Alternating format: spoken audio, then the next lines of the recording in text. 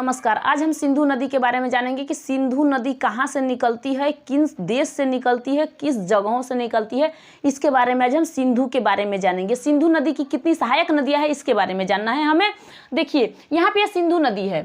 यह सिंधु नदी मानसरोवर झील यानी चाइना के मानसरोवर झील से ये निकलती है और ये निकलते हुए यहाँ से पाकिस्तान होते हुए पाकिस्तान से कराची, कराची से आके अरब सागर में सिंधु नदी गिर जाती है। आके यहीं पे इसकी पानी अरब सागर में मिल जाता है।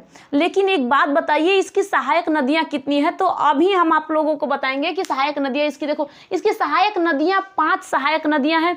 पहले ऐसे समझिए, ये है मानसरोवर, ये है मानसरोवर झील, ये चाइना है और चाइना के साइड में ये मानसरोवर है और इसकी ये नदियां आके सिंधु नदी ये आ रही है और सिंधु नदी आके ऐसे करके अरब सागर में ये गिर गई। और यहीं पे ये क्या है, चिनाब नदी। चिनाब नदी जो है सिंधु नदी की सबसे बड़ी सहायक नदी, जिसको कहते हैं चिनाब नदी, ये है चिनाब नदी। इसको हम कहते हैं चिनाब, ठीक। ये चिनाब नदी है जो कि सिंधु नदी की सबसे बड़ी सहायक नदी है। अब इसके बाद इसी में आता है, यहाँ पे है झेलम नदी। झेलम, ये क्या है, झेलम नदी। यहाँ बनाई हूँ तो जरूर मैं, लेकिन यहाँ पे आप लोग को समझाने के लिए दिखा रही हूँ। लेकिन यहाँ पे दिखाना बहुत बड़ा में बनाना सबसे ज़्यादा जरूरी है। यहाँ पे बना हुआ है लेकिन छोटे छोटे भागों में बना है, इसलिए आप लोग को समझ में नहीं आएगा। ये आके जो झेलम नदी है ये आके मिल जाती है किसमें, चिनाब में। और चिनाब सबसे बड़ी सहायक नदी है सिंधु नदी की, और जो झेलम नदी है ये आके मिल जाती है चिनाब नदी में। मानसरोवर से निकल के, चाइना के मानसरोवर से निकलती है और आके मिल जाती है, आके चली जाती है पाकिस्तान, कराची और अरब सागर में आके ये मिल जाती है। पानी, इसकी नदी जो है पानी मिल जाता है। लेकिन यहीं पे अपने भारत में ही जो झेलम नदी है आके मिल जाती है चिनाब में, और चिनाब में जब मिलती है तो चिनाब जाके मिल जा रही है सिंधु नदी में। सिंधु में मिल जाती है चिनाब, ये यहाँ से इसको पानी लेके आ रही है। झेलम का पानी आके झेलम नदी आके मिल गई चिनाब में और चिनाब से आके डायरेक्ट मिल गई यहाँ पे सिंधु में। इसके बाद यहीं पे आ जाता है आपका, ये है रावी नदी। रावी क्या है, ये रावी नदी है। यहीं पे ये आके मिल गई है, रावी नदी आके मिल गई किसमें, फिर आके मिल जाती है चिनाब में। और यहाँ पे आ जाता है ये ब्यास, ब्यास नदी। यानी आप देखिए, ध्यान से देखना, ये है ब्यास नदी, मिल गई चिनाब में और चिनाब जाके मिल गई सिंधु में।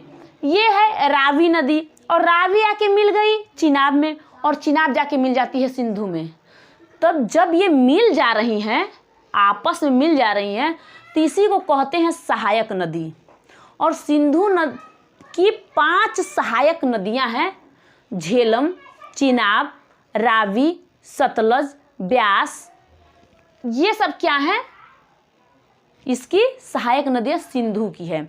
लेकिन सतलज के बारे में तो मैं अभी नहीं बताई। लेकिन देखिए यहाँ पे सतलज, सतलज नदी क्या भारत से निकलती है? तो नहीं, भारत से नहीं सतलज नदी निकलती है। ये भी चाइना के मानसरोवर से आके मिल जाती है इस रावी नदी में। डायरेक्ट सिंधु में नहीं मिल रही है, सिंधु में नहीं, ये रावी में आके मिल जाती है। ये भी आके रावी में, सॉरी इसमें चिनाब में आके मिल जाती है जो सतलज नदी है। तो अगर आपसे पूछ दिया कि एक बात बताइए कि क्या सिंधु नदी और सतलज नदी अपने भारत से निकलती है, तब कहोगे नहीं नहीं नहीं, भारत से नहीं निकल के ये मानसरोवर, चाइना के मानसरोवर से निकल रहे। मानसरोवर झील चाइना से, रावी सिंधु और सतलज, ये कौन सी नदी है, सतलज। ये सतलज नदी है जो कि ये मानसरोवर से निकल के, चाइना के मानसरोवर से निकल के आके चिनाब में मिल रहा है। और चिनाब में सारी नदियां आके मिल के, और चिनाब चली जाती है डायरेक्ट सिंधु में। कहाँ जा रही है, सिंधु में। तो यहाँ पे है झेलम, और झेलम क्या कर रहा है कि झेलम भी आके चिनाब में मिल जाता है और चिनाब में मिल गया, रावी भी चिनाब में, ब्यास भी चिनाब में, सतलज भी चिनाब में। और जब चिनाब में सब मिल जा रही हैं तो क्या हो गया कि ये सबसे सिंधु नदी की सबसे बड़ी सहायक नदी चिनाब हो जाती है।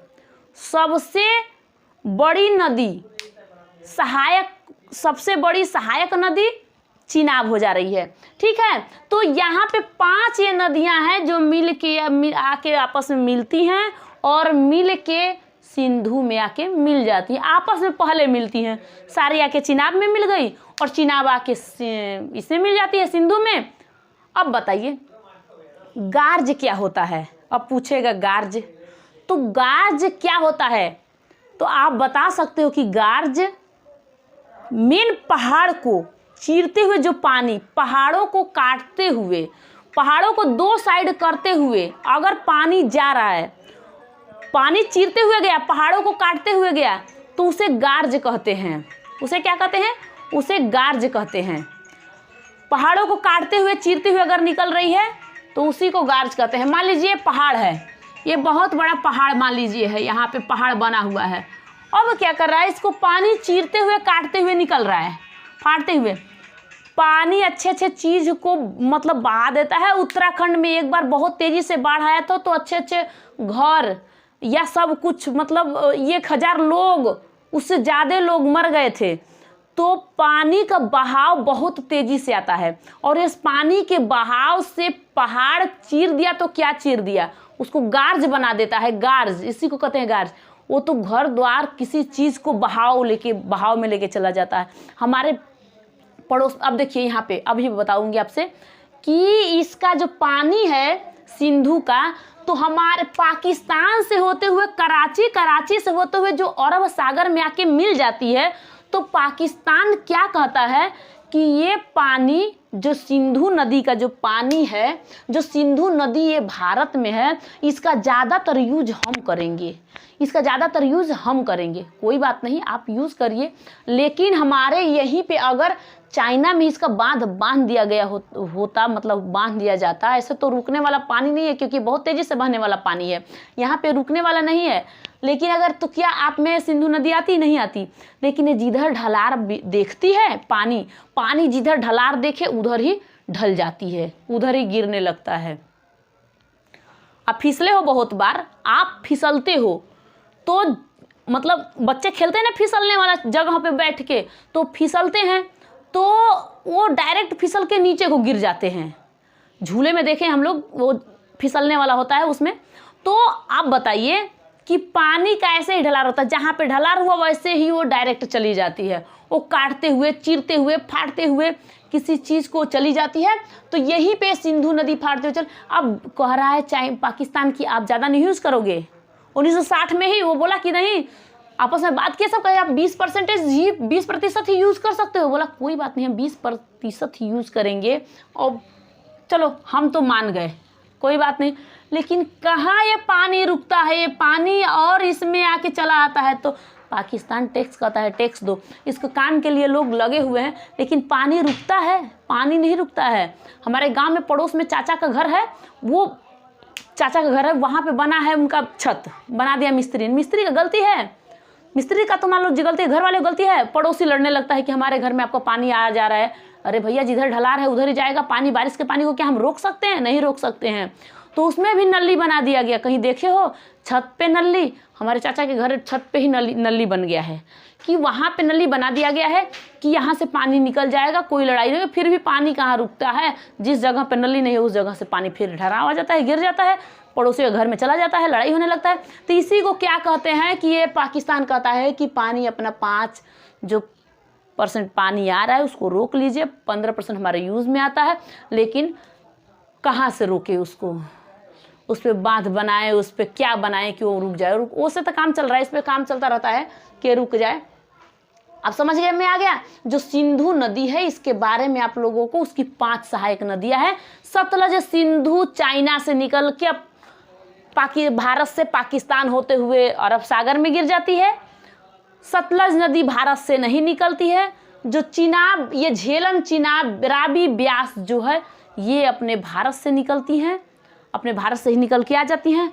और लेकिन ये नहीं, सतलज और रावी अरे सतलज और सिंधु नदी ये नहीं निकलती हैं। तो यहाँ तक आप लोग को समझ में आया होगा। अब नेक्स्ट वीडियो में मैं आप लोगों को गंगा नदी के बारे में बताऊंगी। अब ये चीज़ ध्यान दे लेना कि कैसे कैसे निकली है। ठीक है, थैंक यू।